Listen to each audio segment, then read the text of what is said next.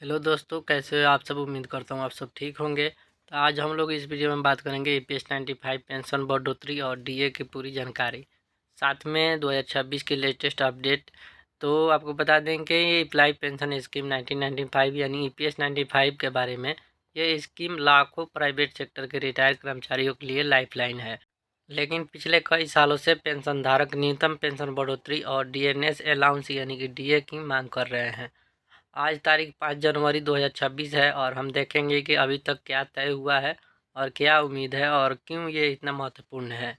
ये वीडियो थोड़ा बड़ा होने वाला है, तो इसमें हम इस स्कीम के बेसिक्स से लेकर लेटेस्ट न्यूज, कैलकुलेशन, मांगे, सरकार का रुख और पेंशनधारकों की परेशानियों को हम लोग कवर करेंगे। आपको बता दें कि ईपीएस 95 1995 में शुरू हुआ था, जो एक सोशल सिक्योरिटी स्कीम है जो EPFO employ provident fund organisation की तरफ से चलती है। ये प्राइवेट सेक्टर और ऑर्गेनाइज सेक्टर के कर्मचारियों को रिटायरमेंट के बाद मंथली पेंशन देती है, जिसमें एम्प्लॉय का 12% ईपीएफ में जाता है और एम्प्लॉयर का 12% में से 8.33% ईपीएस में जाता है। मैक्सिमम सैलरी कैप 15,000 पर है। सरकार ने 1.16 से सब्सिडी दी है। आपको बता दें कि कम से कम पेंशनर 80 लाख के करीब हैं, ज़्यादा से ज़्यादा 80 लाख हैं। ये स्कीम डिफाइंड कंट्रीब्यूशन बेस्ड है, इसीलिए गवर्नमेंट ने अभी तक कोई ऑटोमेटिक डीए अलाउ नहीं किया है। ये पेंशनर की सबसे बड़ी मांग है। और आज की तारीख में मंथली 1,000 रुपया पेंशन में क्या कवर कर सकती है। महंगाई देखिए कितना ज़्यादा हो गया है। एक सीनियर सिटीजन की मेडिसिन अकेला 500 से 1,000 रुपया के महीने में नहीं हो पाता है। किराया है, राशन है, बिजली बिल है, ये आसानी से कैसे होगा। कई पेंशनर को फैमिली से मदद लेनी पड़ती है या गरीबी में जीना पड़ता है। 2014 में जब मिनिमम पेंशन 1,000 रुपया किया गया तब महंगाई कम थी, लेकिन अब सीपीआई इंडेक्स दुगुना हो चुका है। पेंशनर्स यूनियंस कहती है कम से कम 7,500 रुपये तो होना चाहिए, प्लस डीए लिंक करके हर महीना, हर 6 महीने पे रिवीजन होना चाहिए। पेंशनधारकों की मुख्य मांग है न्यूनतम पेंशन बढ़ाकर 7,500 से कर दिया जाए या 10,000 तक बढ़ाया जाए। डीए अभी जोड़ा जाए जैसे गवर्नमेंट पेंशनर को मिलता है। महंगाई के हिसाब से हर साल बढ़ोतरी, higher pension option. Supreme court 2022 में जो जजमेंट के बाद आसानी बनाओ और एरियर्स को क्लियर करो। सैलरी कैप में 15,000 से बढ़ाकर 25,000 या ज़्यादा करो। विधवा, डिसेबल्ड और सीनियर्स को एक्स्ट्रा बेनिफिट, ये मांगे संसद में भी उठाई गई थी, प्रदर्शन भी हुए, लेकिन अभी तक कोई बदलाव नहीं हुआ है। 2026 की लेटेस्ट अपडेट क्या है और क्या नहीं है, इस पे हम लोग अभी बात करेंगे। आपको पता है कि आज 5 जनवरी 2026 है और अफवाह बहुत है। कुछ वेबसाइट कह रही है कि 7,500 रुपया अप्रूव हो गया है, डीए शुरू हो गया है, जनवरी से पेमेंट। लेकिन रियलिटी चेक करें। आधिकारिक स्थिति दिसंबर 2025 में संसद में श्रम मंत्रालय ने क्लियर कहा मिनिमम पेंशन बढ़ाने का कोई प्रपोजल नहीं है। कारण है ईपीएस फंड में एक्चुअलिटी एसिडेट घटा है।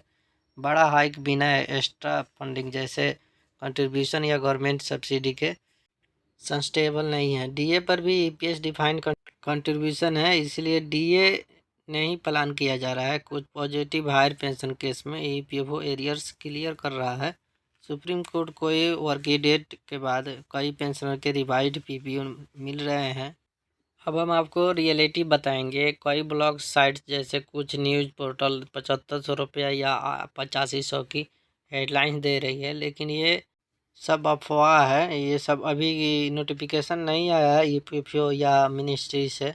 बजट 2026 में उम्मीद है फरवरी में यूनियन बजट आएगा, वहाँ कुछ अनाउंसमेंट हो सकता है।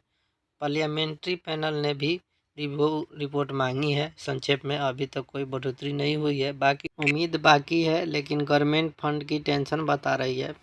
अब आपको हम बता देंगे पेंशन कैलकुलेशन कैसे करें, उदाहरण से समझ लीजिए। मान लीजिए एक व्यक्ति आखिरी 60 महीने एवरेज सैलरी 15,000 और सर्विस 30 साल है, तो 2 साल बोनस वेटेज सहित 32 साल होगा, तो पेंशन होगा 15,000 इंटू 32 डिवाइडेड बाई 70, तो टोटल हो जाएगा 6857 रुपया लगभग होगा। अगर कैलकुलेशन डिमांड 1,000 से कम है तो मिनिमम 1,000 ही मिलता है। अगर हायर पेंशन ऑप्शन लिया है तो एक्चुअल सैलरी पर कंट्रीब्यूशन तो ज़्यादा मिल सकता है, जैसे 20,000 सैलरी पर 10,000 प्लस पेंशन।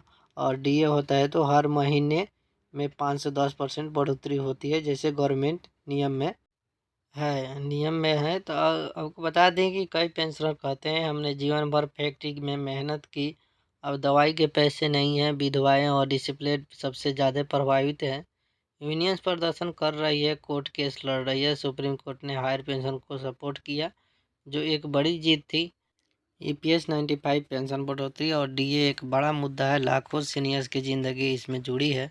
गवर्नमेंट को बैलेंस करना है, फंड सेंसिबिलिटी भी है, सोशल जस्टिस। 2026 में बजट या नई पॉलिसी से कुछ पॉजिटिव हो सकता है, लेकिन अभी तक इंतज़ार करें। अगर आप के कोई सवाल है तो जैसे आपने पेंशन कैलकुलेशन कैसे करें या लेटेस्ट चेक कैसे करें तो कमेंट करें। अगर आप इस चैनल पे नए हैं तो चैनल को सब्सक्राइब कर लें, ताकि ऐसे लेटेस्ट वीडियो आप तक पहुंचे रहे जो फैक्ट पे आधारित हो, जो आपके परेशानियों को हल करे। Thank you so much.